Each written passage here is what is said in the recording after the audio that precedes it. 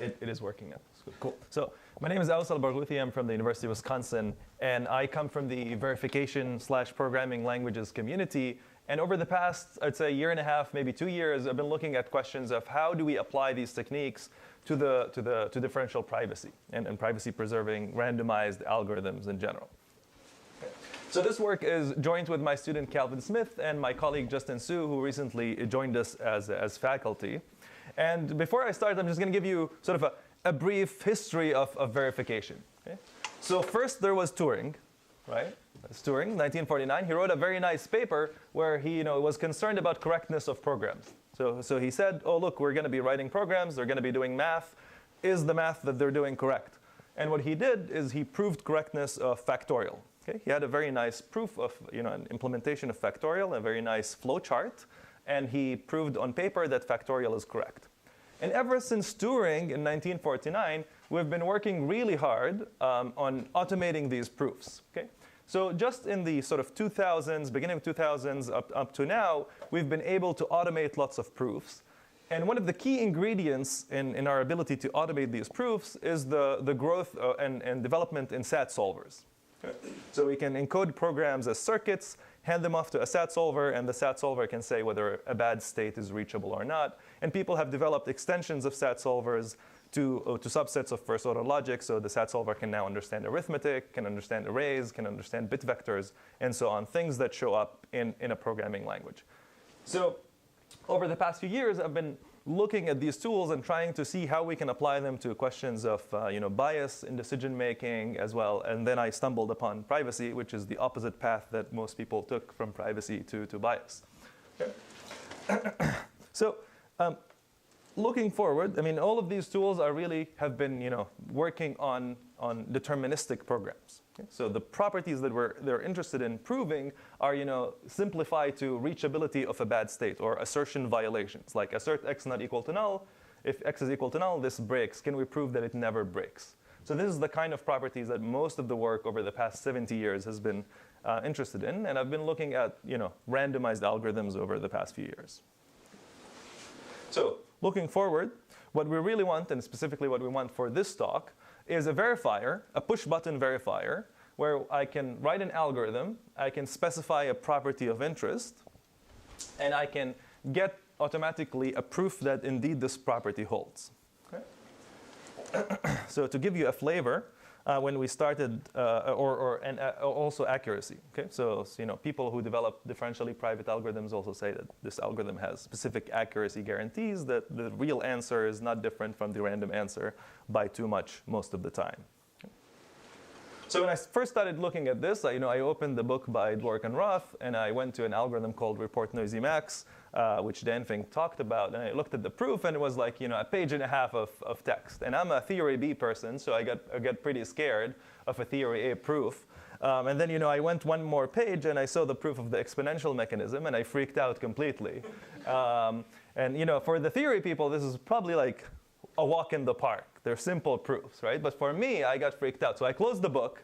I went on YouTube, and I wrote exponential mechanism, and showed up a lecture by Katrina Liggett, which was a very nice lecture. So I walked through that lecture. At some points I paused. Sometimes I went back. And at the end, I think I had a pretty good idea of the proof and what the exponential mechanism is really doing. And then I tried to reproduce the proof on my own, and I failed completely. So I was like, all right, I'll just build a tool to automate this proof process. Okay? So no need to do it by hand.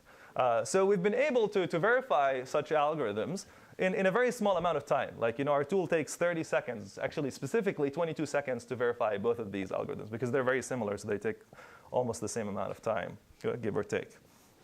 And so this is the kind of proof that I'm interested in doing, and I'm interested in doing it automatically.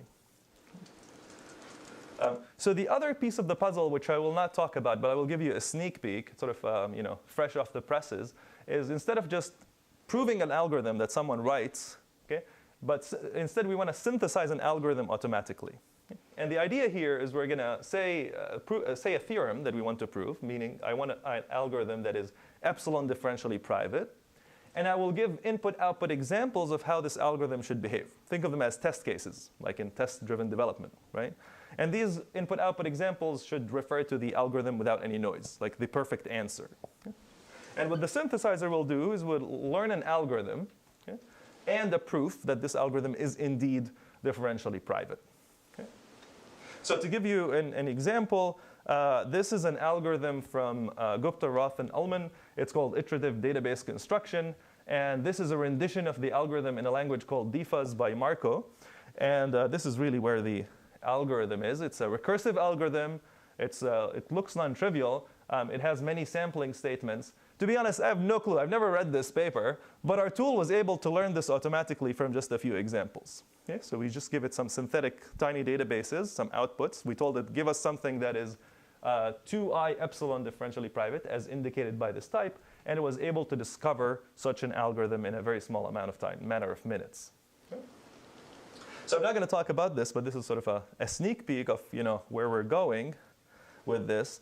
And the short-term vision is we would like to aid algorithm designers, people like you who are developing all these algorithms, and help them with automated tools that can construct proofs automatically, that can maybe complete some programs for them if they're having trouble in the design. And the long-term vision is we want to put theorists out of work. They can go back to proving P equals NP and all the good stuff. Right? So this is where we're going.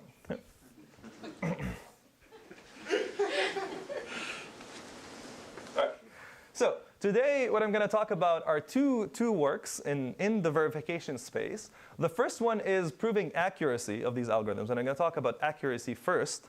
And the reason I'm going to talk about accuracy first, it may be a simpler property and a less interesting one than epsilon differential privacy, but it's the proof technique will elucidate the proof technique that we'll use for differential privacy. And the general theme that we're going to follow is we're going to try to get rid of probabilistic reasoning and encode everything in logic and hand it off to an off-the-shelf tool like a SAT or SMT solver that can do the reasoning automatically. So let me give you a flavor of how automated verification techniques work. You've probably seen this before. If you have, I'm sorry, wasting your time here. But here's the idea. This is a precondition which says, let's assume that the program begins execution in a state where x is positive, and let's imagine that x is a real world, God's integer. Okay? And then we're saying y is equal to x plus 1, and then we're going to conclude that y is greater than 0 at the end. Okay? So this is obviously true. How can we check this statement automatically? We can encode this statement in first-order logic, okay? And it will look something like this. So notice that there's an implication. And what the implication says that if we start executing with x greater than 0, we set y to be x plus 1. This implies that y is greater than 0. We handed this off to a SAT or an SMT solver, and it will be able to prove it automatically. So we all know what a SAT solver is. It takes a circuit, and if these are finite bit width integers, then we can give it to a SAT solver. SMT solver is just a SAT solver with some theory solvers, meaning it can understand arithmetic, it can understand arrays, and other things, strings, and so on, that people have been developing on top of SAT solvers. So that's the idea. And this is sort of the proof technique that I would like to do for differential privacy. So let's imagine a very, very, very, very simple probabilistic or randomized program. And when we are talking about randomized programs, we are usually interested in getting the actual result or a good result with some probability of failure. So here we're saying pick some probability of failure p. Okay? And think of it as an input to the program. And we're going to flip a bit with p probability of getting true and 1 minus p probability of getting false. So this is the distribution right here. And I want to prove that x is equal to true with a probability of failure of 1 minus p. So this is super simple, but I want to do it automatically. And the question is, how do I do it? How do I encode this in first-order logic? Okay? Now, I could potentially encode this in first-order logic, but now imagine a more complex distribution like a Laplacian or a Gaussian. Okay? How do we do that? So the idea is that we're going to try to axiomatize this sampling statement. Okay? So instead of dealing with probability directly, we're going to throw probability away and replace it with non-determinism, sort of like what Dan Fink did in his talk. So This is a new program that I've sort of rewritten this program into a new program that does not have any probability in it. And what I want you to notice is that this statement here, the sampling statement, has been transformed into an assume statement. Okay? So an assume statement just says that when you get to this point in the program, assume something about some variables. In this case, I'm saying when you get here, okay, to the sampling statement, just assume that x is true. Okay? And don't worry about the rest. And then, as we are executing this new transformed program, we are keeping track of a new variable called w, which is the probability of failing to satisfy the post condition. Okay. So initially w is 0, so your probability of failure is non-existent because you haven't done anything. So you have freedom of doing the right thing. Okay. And after you make this assumption, your probability of failure increases by 1 minus p. Okay. Because you assume that x is true, so the probability of not getting x is true is 1 minus p, so that's your probability of failing to satisfy this assumption that you have made. And now we transform this post-condition, or this conclusion that we want to prove, into x is equal to true, and the probability of failure is less than or equal to 1 minus p. Okay. Now, if this program has no probability whatsoever, I can encode it as, again, a formula in first-order logic, and I can hand it off to an off-the-shelf prover that can come back and tell me yes or no. In this case, it will tell me yes. Okay. And I will have a proof. Okay. So this is the idea of, this is how we'll eliminate probabilities. We're going to take any sampling statement in the code and transform it into an assumption. Okay. And this is where the ingenuity comes in, is taking a sampling statement and transforming it into an assumption.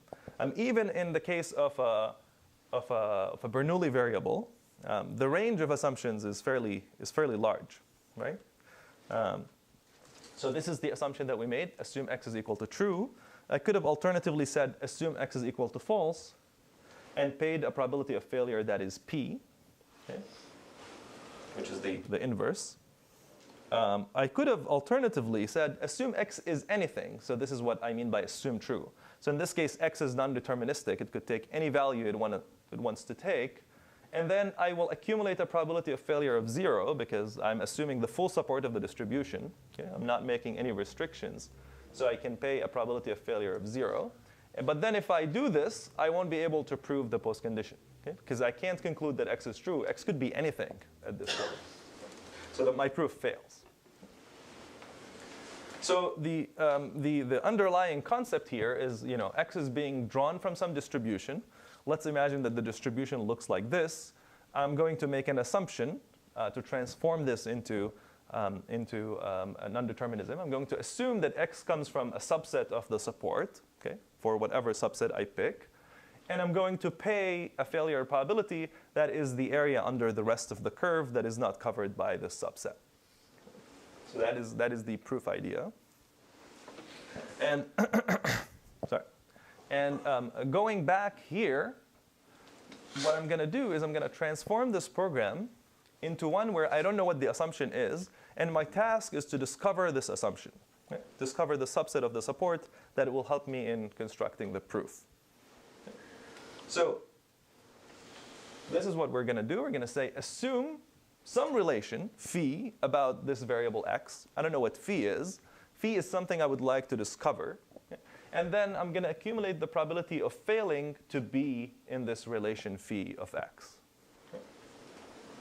When you say relation, you mean property? Yeah, no, it's really a relation. You can think of it as a set of values that x can take. Okay? So I can assume anything, x could take any value in this set. Okay? It's just a Boolean condition, right? So here phi is completely unknown, and I would like to discover it. So it becomes almost like a program synthesis or completion problem, where I have a program and it has some holes in it, and I want to fill in these holes such that some post-condition is satisfied. Okay? So now we can encode this in first-order logic with some quantifiers. And the quantifiers will say, there exists some phi. So now I'm using the Greek phi, but it's the same one.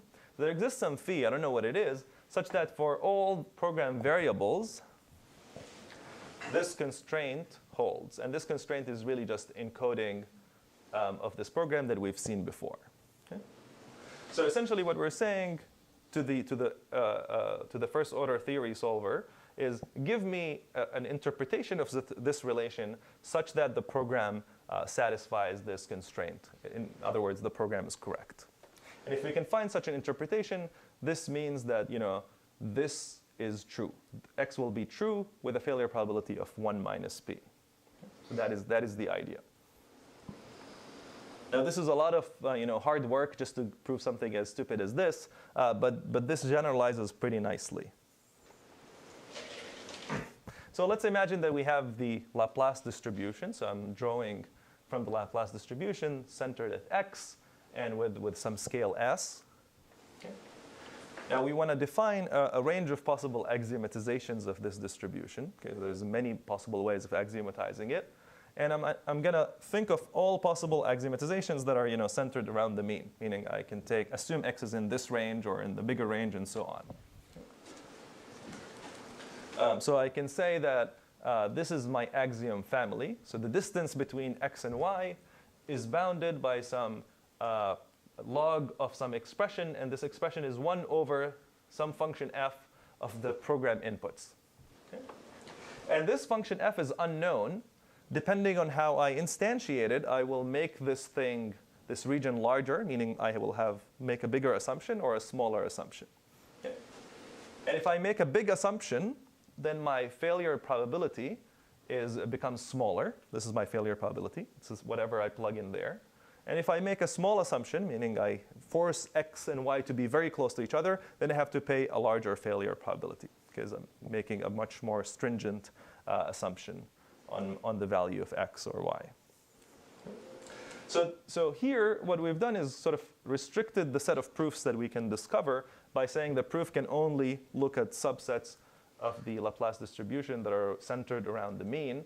And as such, we sort of templatize the proof. I mean, there's infinitely many possible proofs, but at least we've restricted them syntactically to this form. So let's look at an example that Danfing discussed, because I think it's enlightening. This is the report noisy max example. And it is really taking just an array of integers, think of it. It's really a set of queries, but think of it just as an array of integers. And it's going through a loop and returning the index r of the array element that is largest in this array. So here at the end, we're returning the index r of the largest element, except, of course, every time we observe an array element q of I, we're looking at a noisy version of it. Okay. And the accuracy statement of this algorithm, which is similar to report noisy max, says the following. Imagine that you have a failure probability p, okay, whatever it is. At the end, you have this crazy statement, which really says that the array element that you return may not be the largest element, okay, in the array, but at least compared to all other elements, as indicated by this universal quantifier, compared to all other elements, it's at least that element minus some quantity. Okay? And notice that this quantity is a function of the failure probability. Okay? So if you're willing to fail, then you can make an assumption. You can make this quantity smaller. If you're not willing to fail, then you have to have a looser bound. Okay? And this whole thing fails with a probability of p. And now, how do we construct this proof automatically? Our technique, what it will do is we'll find an axiomatization, which is this axiomatization, which says every time we get to this point in the loop, I'm going to assume that the value that I'm observing of qi is this much apart. Okay? And this much apart is, notice that we've discovered this automatically. It's the length of q divided by p. And the failure probability will be the inverse, which will be p over the length of q. And then using an inductive argument, which I do not show in the slide, it will realize that every time I'm executing the loop, I'm paying p over the length of q. And therefore, the final failure probability is p, okay, by just the union bound.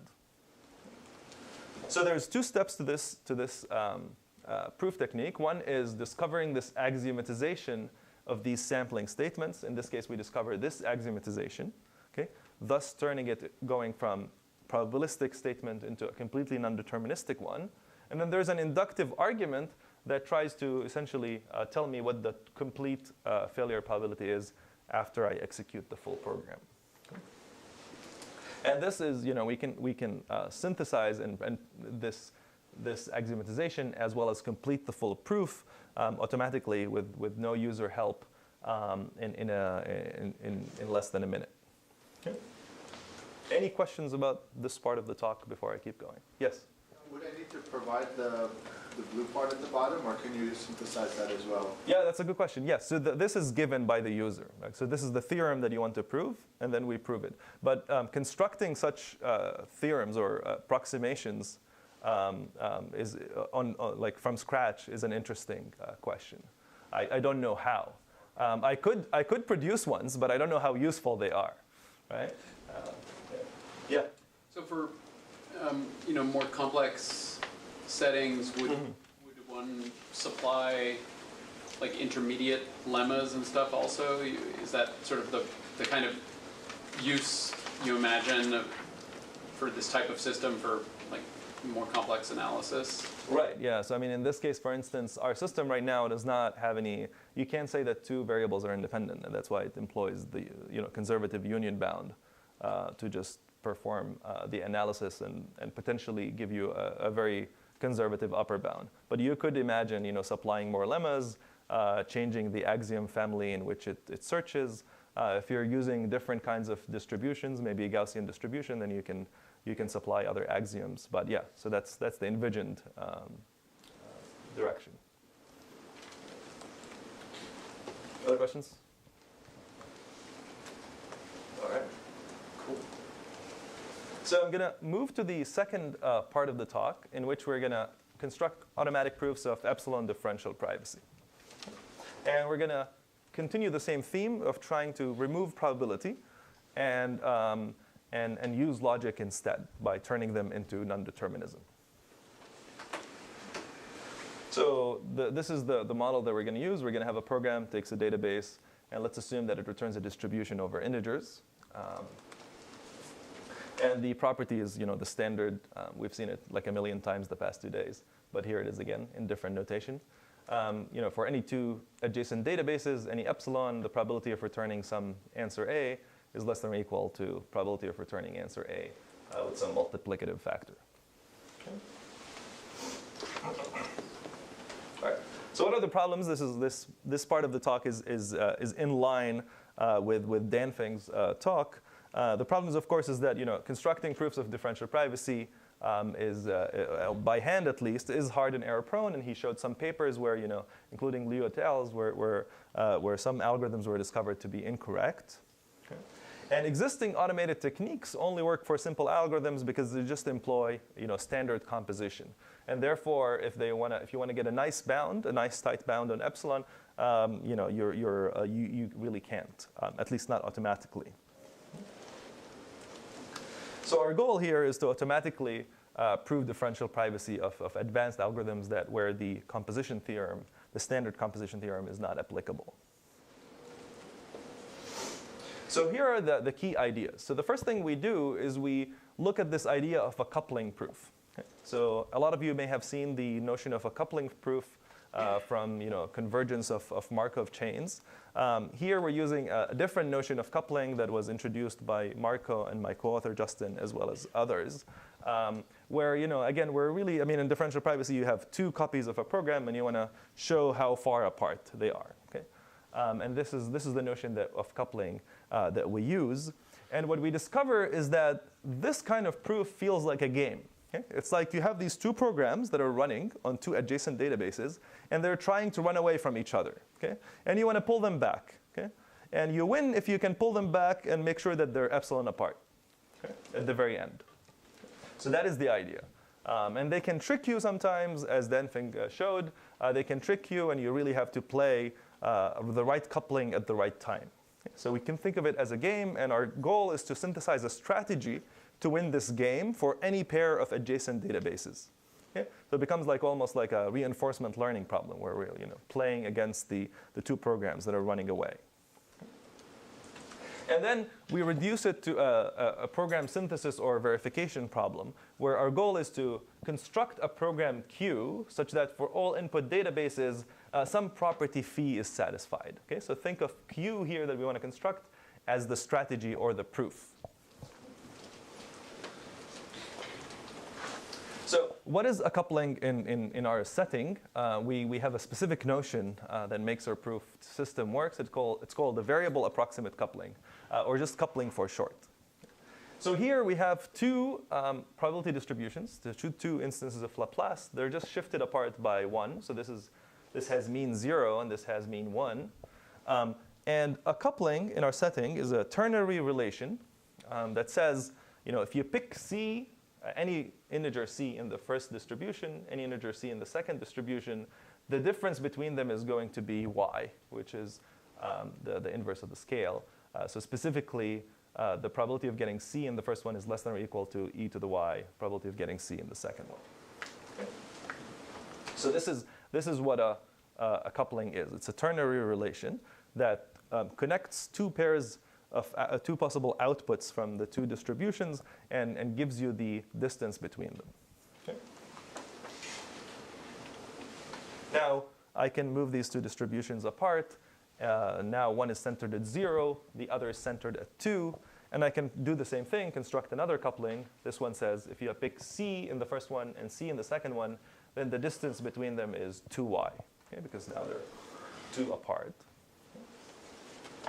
And going back to the first pair of distributions, I can construct many couplings. In fact, I can construct infinitely many couplings. So in this case, I can say that if I pick C in the first one and C plus 1 in the second one, then the distance between them is 0.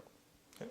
So if I pick, for instance, 0 here and 1 here, 0 and 1 have the same probability, so the distance is bounded, is the same. Right? It's 0, e to the 0.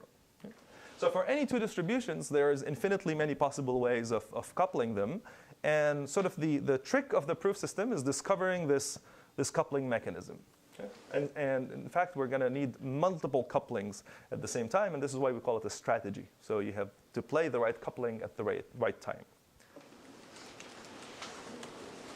So this is the proof statement. Is P is differentially private, epsilon differentially private. Okay? If for any pair of adjacent databases, any epsilon, there exists a coupling such that C couples the two distributions, meaning if I run P on the first database, P on the second database, this is a coupling for these two output distributions. And this coupling C is of the form for any pair of outputs C in here and C in the other program, they're bounded by y. And y is less than or equal to epsilon. Okay? And if I can do that, then I have a proof of epsilon differential privacy for any value of epsilon. Now, the couplings that I showed you on the previous slides, they're very nice. They're for the Laplace distribution, and they're very elegant because the Laplace distribution is very elegant. But the output distributions of programs can be arbitrarily complex. And we want to construct a coupling for these output distributions of programs. And the question is, how do we do it? And it turns out we can do it by composing multiple couplings and getting a coupling for the output distribution. And as I said before, it's going to be a game. Okay? The two programs are going to try to fool us and make us not produce a proof. And we're going to try to couple them in a way that we end up producing a proof. Yes? I don't understand why you have a for all epsilon there. Because you can think of, the program is parameterized itself by an epsilon. Does that make sense? So PD is PD epsilon, really? Yes, PD is PD epsilon. That's right, yeah. All right. So again, it's a game, and I'm going to show you one run of the game. And it's funny because we use the same example, but he had a horizontal version of the example. I'm going to show you the vertical version. So if you didn't get the horizontal one, hopefully you'll get the vertical one. I don't know. So this is the report noisy max that we saw before. And what I'm going to do is I'm going to let the two programs run on a concrete input, and then we're going to try to play against them. So the first program is going to start with 9, 0. Okay, so these are the two queries or the two elements of the array. And then here we have two adjacent elements, 10 and 1. Okay. And we're going to maintain this cost variable. And this cost variable is going to tell us how far apart are the two output distributions. Okay? It's an over-approximation of the distance. And then at the very end, what I would like to do is I would like to ensure that both R1 and R2 are the same. Okay? And the cost is less than or equal to epsilon, okay? Whatever epsilon is. In this case, I'm going to leave epsilon symbolic. I don't know what it is. Okay? So we have, at the end of this program, we have three things. We have the output of the first program, R1, the output of the second, and the cost. Okay? So the idea is that this thing here, this ternary relation, R1, R2, and the cost, should be a coupling that proves epsilon differential privacy. Okay? All right. So at the beginning, the two programs are running in lockstep. And I'm going to use the subscript here, 1 and 2, to denote the two different versions of the program. And the first one sets R1 to be 0, R2 to be 0. Okay. Then both of them enter the loop. Okay. And at this point, the first program is looking at Q0 here, Q1, 0, which is 9. The second one is looking at 10. So essentially what they're doing is sampling from two different distributions that look like this. One is sampling from this distribution, the Laplace distribution centered at 9. The other one sampling from the Laplace distribution centered at 10. And at this point, I, as the constructor of this proof, I have a choice. And my choice is what coupling to play. Okay? And one coupling I could play is the following, which says I'm going to assume that they pick the same value. And the distance between the two is going to be epsilon over 2, okay? Which is really just the inverse of the scale. Okay? So this is the choice I make. And what happens is that now both of them sample a value C symbolically. I don't know what it is. All I know is that they both have the same value. Okay? But I don't care what it is. So now notice that we've turned probabilistic execution into complete non-determinism. I'm just saying that they're both getting a value C. I don't care what it is. All I know is that they both have the same value, and the distances between them is going to be epsilon over 2. Okay? So I accumulate that as an additional variable in the program. Now I can continue execution for one more loop. Okay? And I will apply the same coupling next time around.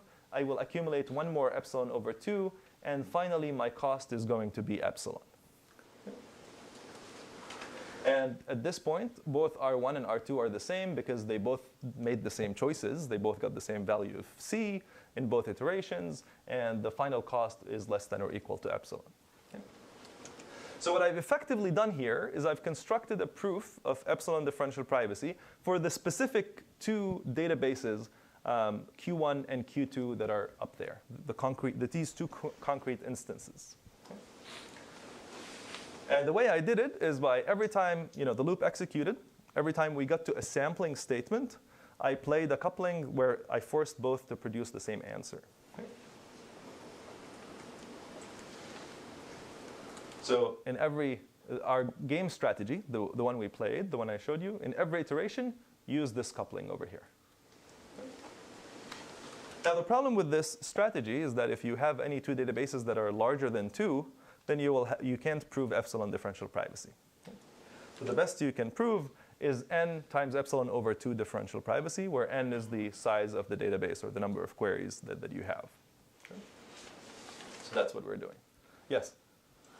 If you had written the program instead of Laplace of Q of I, comma 2 of epsilon, you had written it Q of I plus Laplace of 0, 2 over epsilon. Yeah.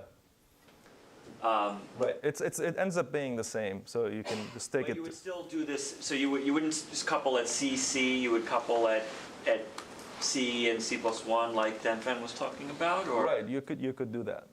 That's right. Yeah.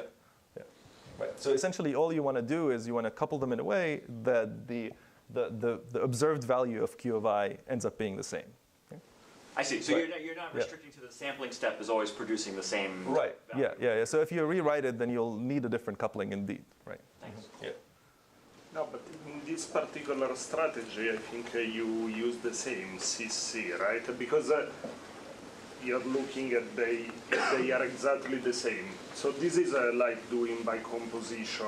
Right, but what he's saying is that imagine that you're sampling from Laplace centered at 0.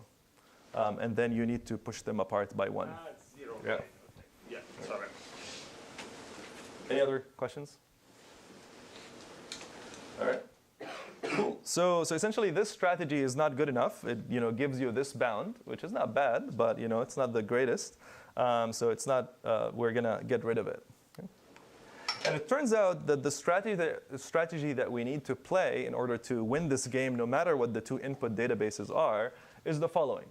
We're gonna apply this coupling, which forces the first execution to produce any value c, and couples the other one in such a way that it sees c plus 1. And I know that the distance between them is going to be epsilon. Okay. And now in all other iterations, I'm going to force them to play the coupling that gives them 0 cost. Okay. So whatever the two distributions are, I'm going to force this one and this one to produce the mean, essentially.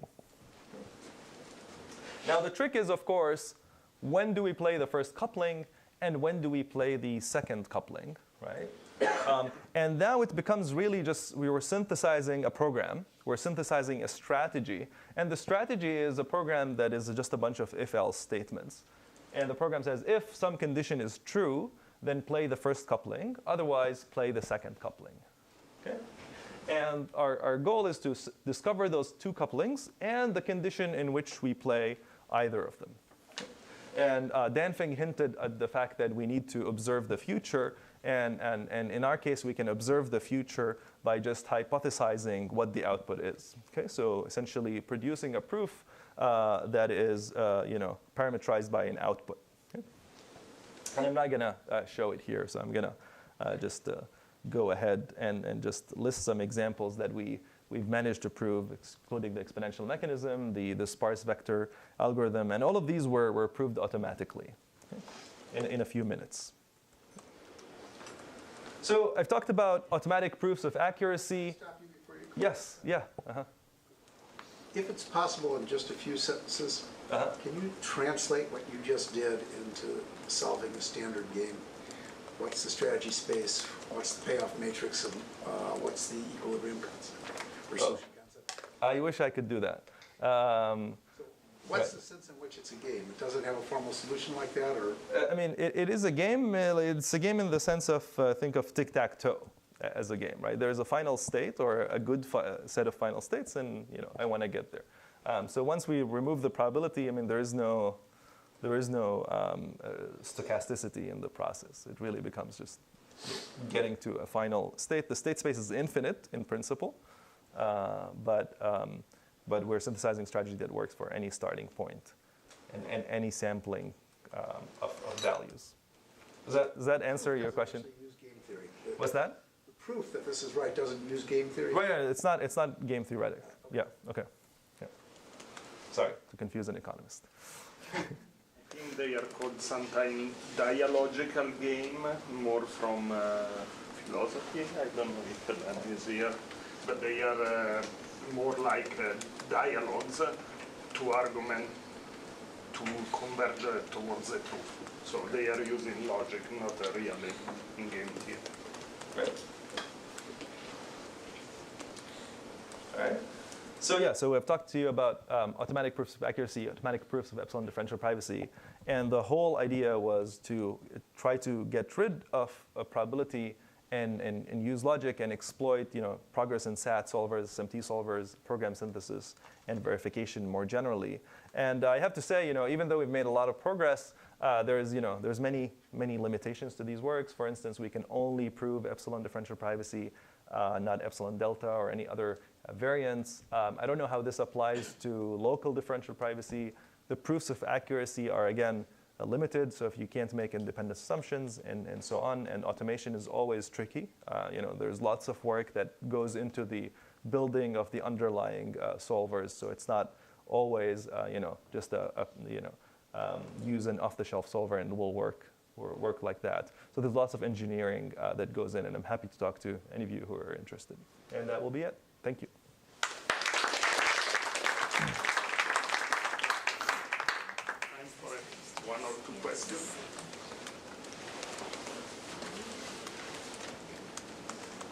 I have a question. Can you comment on why you cannot prove epsilon that? That's a good question. I mean, we've thought about it for a while, and there's just partly the algorithm that we looked at, the proofs were fairly complex, involving a lot of nonlinear arithmetic, and the solvers that we use, SMT solvers, are not really good with nonlinear arithmetic. So in the cases where we had to deal with nonlinear arithmetic, like logs and lns and all that stuff, we had to do a lot of, again, hard engineering work at the bottom to make the solver work. Yes? So the example you gave have D1 and D2 specified, but you have to prove for all D and D prime. That's right. So I just wanted to give a concrete example to show where the proof fails, but the proof indeed is completely symbolic. So it proves for any two neighboring databases. Yeah. So, you, in the sort of axiom system, you've got explicitly the properties of the Laplace distribution. Precisely. There, and I guess I'm wondering if, to what extent would it make sense to specify the program in such a way that the sort of appropriate properties of the Laplace would be deduced automatically? Mm-hmm. Like, obviously, you'd have to be able to specify the algorithm that generates the random variable, Yeah. In some nice way. Right. But the reason I'm asking is that there are a relatively small number of differential private algorithms where the distributions that come up don't have clean closed forms like the Laplace distribution does. Yeah. And I'm thinking of one particular technique called the objective perturbation, which is for convex optimization. Mm-hmm. And the pencil and paper proof uses the implicit function theorem and Jacobians and calculus. Right. Not of a particularly complex kind, but there's a lot of layers of abstraction that go into calculus. Right. And so I just wonder if that's something that could be sort of written in these languages in a way that's easy to verify, or if it's just, and I think you're not the first person I've asked this question of. What did the last person answer? Right. So I think there's an issue of extensibility, right? I mean, you throw in a new distribution, you have to find the right set of axioms, and as you suggested, Laplace is pretty nice, and the kinds of axioms we need are very nice. But if you have a more complex distribution like the one you suggested, then you need a clean way of encoding a family of axioms. And which family of axioms do you pick is an interesting question. Now, I think you hinted at something where I could look at that distribution, perhaps at the actual code that is implementing the sampling, and try to infer a system of axioms that could be used for the proof. This is possible. It's an interesting problem, and I will think about it, but I don't know how exactly to do it. We could do it by just observing the distribution, by just sampling from it and trying to learn some axioms, and then ask someone like you, are these axioms correct or not? And then you could say yes, and then sort of like an interactive way of proving an algorithm. But yeah. I think I misunderstood what you said you were able to do with the IDC iterative database construction. Right. Yeah. Thing. Were you able to synthesize the algorithm or synthesize the proof of its differential privacy? Both. Yeah. So you haven't told us anything about how the synthesis of Right. So I did not. I just wanted to give you a sneak peek. Right. Yeah. But indeed it does. And the reason it works in a small amount of time is twofold. First, that specific algorithm is fairly parameterized, and you have very specific types on the inputs. So it takes two functions and so on. So once you have a very complex type of that form, then the space of programs becomes very small. The space of programs that are well typed. So we have an algorithm that is searching the space of programs, but it's guided by the type system. So if it starts constructing a program, realizes it doesn't match the types of the inputs, then throws it away. If it starts constructing a program and it sees that the sensitivity blows up, then it abandons that search path. And that's why we managed to to construct an algorithm that is, sophisticated enough that, someone got a paper out of it in, a small amount of time. Yeah. All right. Let's thank House again.